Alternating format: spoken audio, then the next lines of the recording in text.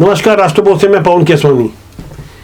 अब 1 रुपए भी घूस ली गई तो सीधे कलेक्टर सस्पेंड होंगे, मुख्यमंत्री साय। ये हेडिंग बनाई है कई अखबारों ने।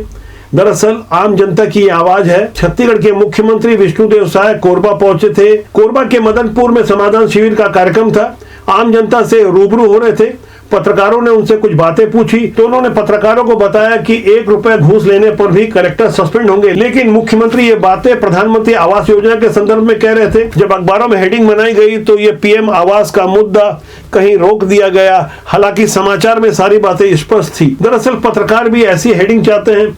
आम जनता की आवाज है, लोग घूसखोरी से परेशान हैं। छत्तीसगढ़ में इस वक्त सुशासन त्योहार चल रहा है। पहले समस्याओं को समझा गया, जाना गया, स्क्रूटनिंग हुई और उसके बाद 5 मई से लेकर 31 मई तक मुख्यमंत्री, मंत्री, सांसद, विधायक, अधिकारी जनता दरबार में जा रहे हैं। तेज धूप में ऐसे समाधान शिविर के काफी गहरे मायने हैं। कई टीवी चैनलों ने इस पर डिबेट भी शुरू कर दी है कि ऐसे समाधान शिविर किस तरह से कारगर है। फिलहाल मुख्यमंत्री की उन बातों को आप सुने जिनकी हेडिंग अखबारों की सुर्खियां बनी हुई है। पीएम आवास की मांग को लेकर आवेदन आया है। शिकायत की तो कहीं बात हुई नहीं है और हम मुख्यमंत्री बनने के बाद कलेक्टरों की मीटिंग में सख्त हिदायत दिए हैं कि अगर प्रधानमंत्री आवास में 1 रुपये भी कहीं लेने की बात होगी, शिकायत आएगी तो हम सीधे कलेक्टर को सस्पेंड करेंगे। सीएम साहब का ये वाला तेवर लोगों को खूब पसंद आया। लोग अपेक्षा भी करते हैं। सिस्टम में जिस तरह से भ्रष्टाचार घुन की तरह घुस गया है, लोग अजीज आ गए हैं। लोग चाहते हैं कि ऐसे भ्रष्टाचार से मुक्ति मिले। कुछ कोशिशें तो हुई है। जिस तरह से जमीनों के रजिस्ट्री के मुद्दे पर कुछ नया किया गया है, ऑनलाइन सिस्टम से जोड़ा गया है, सीधे नामांतरण हो जाएगा। यहाँ से पटवारी, आरआई, नायब तहसीलदार और तहसीलदार के ऑफिसों को जो चक्कर लगाने पड़ते थे, खूब सारे पैसे देने पड़ते थे, लोग काफी हलाकान थे, परेशान थे। लेकिन मुख्यमंत्री ने जो नया तेवर दिखाया है, उनका अनुसरण उनके मंत्री भी कर रहे हैं। लक्ष्मी रजवाड़े जो महिला बाल विकास मंत्री हैं, सबसे कम अनुभवी मानी जाती रही। ऐसा माना जा रहा था कि मंत्रिमंडल का यदि विस्तार होगा तो हो सकता है लक्ष्मी रजवाड़े को उनके पद से हटाया जाए, किसी नए को मौका दिया जाए। लेकिन बदले हुए अंदाज में लक्ष्मी रजवाड़े का ये तेवर भी लोगों को खूब पसंद आ रहा है। पटवारी कौन है? पटवारी आए क्या? नहीं, या तो फिर आप सीओ को बताएं क्या कि मेरे को लेट से जानकारी मिला तो मैं अभी नहीं पहुंच रहा हूँ। हाँ तो क्यों? अब या तो फिर आपको जानकारी नहीं था कि मैं नहीं आ रही हूँ यहाँ। क्या है अभी? ये जियो है पीएचई के और उनका नाम नोट कीजिए तो। एंका जी है। हाँ, एंका जी भिजवाइए, आप तुरंत बिलासपुर पहुंचे तो। इनका नाम नोट कीजिए। छत्तीसगढ़ में नई सरकार बने अब 16 महीने हो गए हैं। कुछ समय बाद लोग नई सरकार बोलना भी भूल जाएंगे।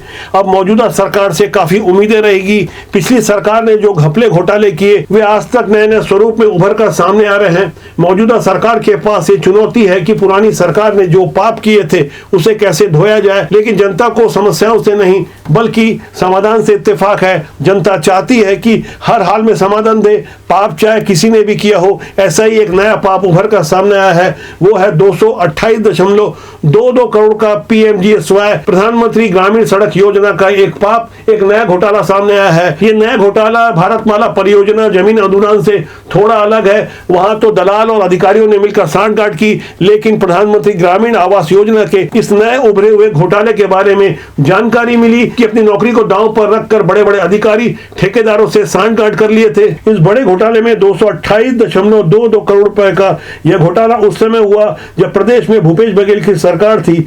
फिलहाल प्रारंभिक जांच हुई है जिसमें पता चला है अधिकारियों ने कमीशन खोरी के चक्कर में बिना स्वीकृति वाले उन गांवों में भी सड़कों का निर्माण दर्शाकर धन का बंदरबाट किया जहां पर फर्जी बिल और बाउचर के माध्यम से करोड़ों रुपए का गबन किया गया। भ्रष्टाचार का यह आलम कुछ इस तरह से था कि कुछ लेन देन तो व्यक्तिगत खातों में भी किए गए जबकि योजना पूरी तरह सरकारी थी। इस पूरे मामले में पंचायत और ग्रामीण विकास विभाग के अवर सचिव विश्वनाथ नाग ने तत्कालीन मुख्य कार्यपालन अधिकारी और आईएफएस अधिकारी आलोक कटियार के खिलाफ प्रशासनिक कार्रवाई की अनुशंसा की है। इतना ही नहीं बल्कि तत्कालीन मुख्य अभियंता अरविंद कुमार राही और आर बारी को कारण बताओ नोटिस दिया गया है।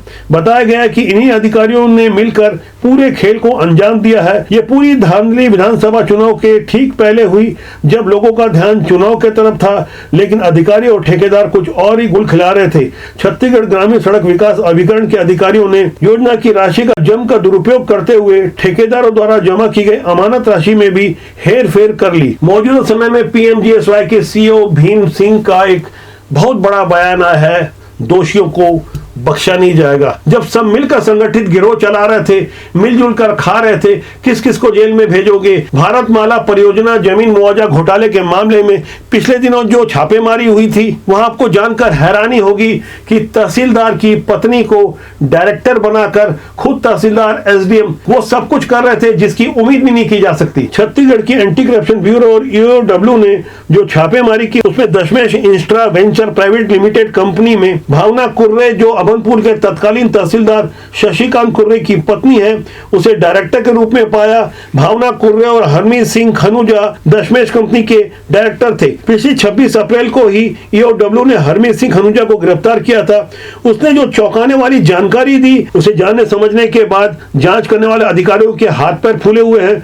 बड़े बड़े रसूदखोरों को भला वो कैसे गिरफ्तार करेंगे। कई सफेदपोश भारतमाला परियोजना के जमीन घोटाले में शामिल हैं, जिन्होंने बाकायदा चेन बनाकर तीसरे और चौथे नंबर पर जमकर उगाही की। ईओडब्ल्यू और एसीबी के कुछ 20 अधिकारियों ने फिलहाल एसडीएम, तहसीलदार, पटवारी और राजस्व निरीक्षक सहित राजस्व विभाग के कई अधिकारियों के यहाँ छापेमारी की, लेकिन बड़े बड़े नेता फिलहाल इससे बचे हुए हैं। भारतमाला परियोजना केंद्र सरकार का एक बहुउद्देशीय प्रोजेक्ट है, जिसके अंतर्गत रायपुर से विशाखापट्टनम तक करीब 463 किलोमीटर लंबी 4 लेन सड़क बनाई जानी थी।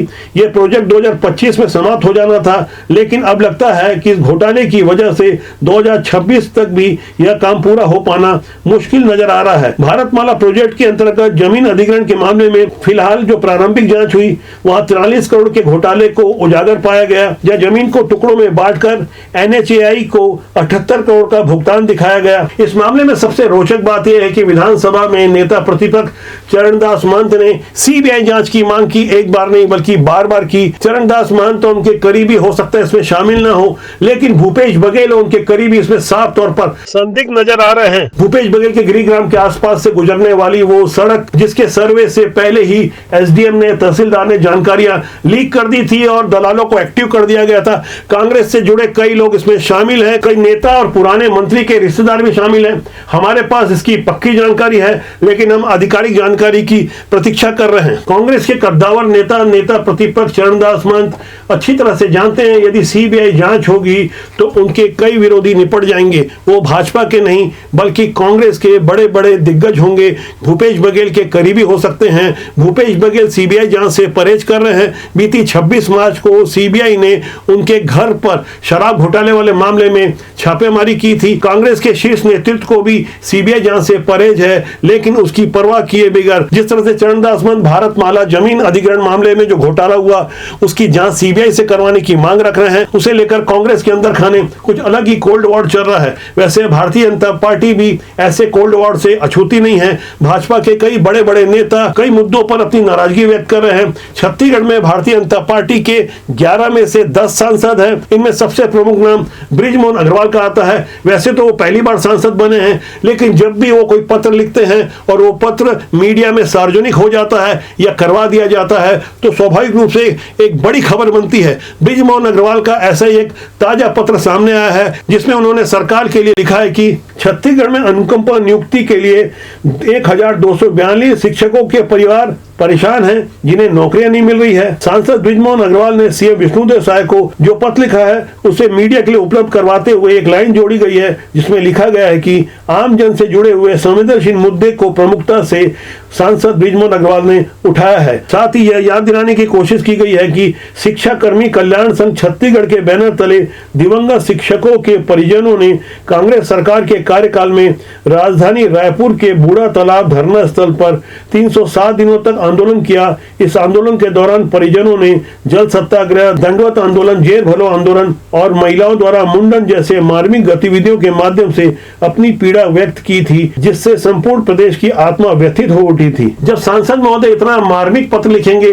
तो जाहिर है चर्चा तो काफी गहरी होगी। वैसे छत्तीसगढ़ के बाकी सांसद भी पत्र लिखते हैं, रोज पत्र लिखते हैं, लेकिन बृजमोहन अग्रवाल जब भी लिखते हैं तो सुर्खियां बन जाती है या बना दी जाती है। इसे हमें गहराई से समझना होगा कि आखिर अंदर खाने चल क्या रहा है। ऐसी नाराजगी प्रकट करने वाले दुर्ग के एक और सांसद हैं विजय बघेल, जो अपने तीखे तेवर के लिए जाने जाते हैं। दुर्ग जिले के भिलाई शहर को महादेव सट्टा का एपिक सेंटर माना जाता है, जहां से महादेव सट्टा पैदा हुआ। सौरभ चंद्राकर और रवि उप्पल, शुभम सोनी जैसे लोग यहीं की पैदाइश रहे, जो अब दुबई में बैठकर पूरे भारत में अपना नेटवर्क फैला चुके हैं। बेईमान सिस्टम के अलावा वो गुंडे बदमाशों का भी साथ ले रहे हैं। महादेव सट्टा और दूसरे गेमिंग ऐप के माध्यम से भारत के युवाओं की कैसी बर्बादी हो रही है, इसके विरुद्ध हमने प्रमुखता से खबरों को दिखाया। हम पर भी दबाव बनाने की कोशिश की गई, लेकिन हमने तथ्यों के साथ हर बार सिस्टम को आईना दिखाने की कोशिश की। अब जब छत्तीसगढ़ में भारतीय जनता पार्टी की सरकार है और भाजपा के सांसद विजय बघेल भिलाई दुर्ग के आसपास संचालित हो रहे